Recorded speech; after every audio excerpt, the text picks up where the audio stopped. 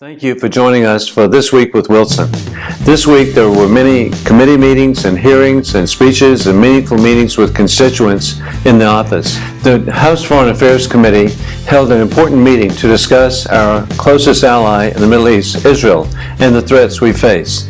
The dangerous Iran nuclear deal has provided the Iranian regime with access to hundreds of billions of dollars that will greatly enhance their ability to threaten Israel.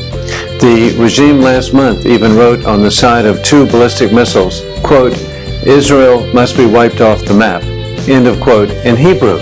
It was an insult to the people of Israel. I look forward to working with my colleagues on how to ensure peace and security for the people of Israel, reducing the threats of mass murder of American families. At a hearing with the House Committee of Education Workforce, I had the opportunity to speak on burdensome regulations that are being imposed on Americans who are trying to save for their retirement. This week, I was honored to attend the Nuclear Cleanup Caucus event hosted by the Energy Environmental Business Association, the Nuclear Energy Institute, and the Energy Facility Contractors Group. We were able to come together to discuss sites within the Department of Energy's environmental cleanup program and how they can provide thousands of jobs to the surrounding communities while promoting a clean environment. I am grateful to represent the Savannah River site in Aiken and Barnwell counties. I am committed to advocating for the facility there. This week on the House floor, I spoke of how the President has sadly overstepped his authority by rewriting by himself our immigration laws. Only Congress can write laws, and I was grateful to vote in favor of a resolution that authorized Speaker Paul Davis Ryan to file a brief in the Supreme Court, and I commend him for his leadership. The President should only enforce existing laws and not make legislation alone. I also spoke on the floor recognizing South Carolina for decreasing the veterans' unemployment rate over the last 5 years.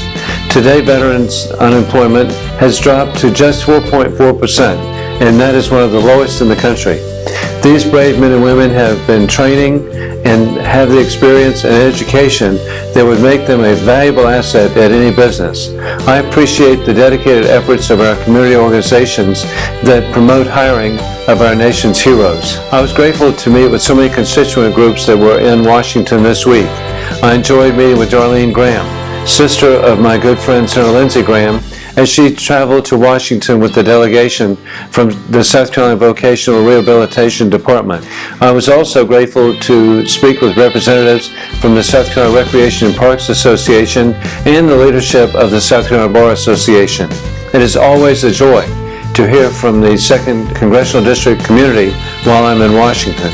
If I can ever be of service to you or your family, please let me know. I am here to serve you. Thank you for joining me for This Week with Wilson.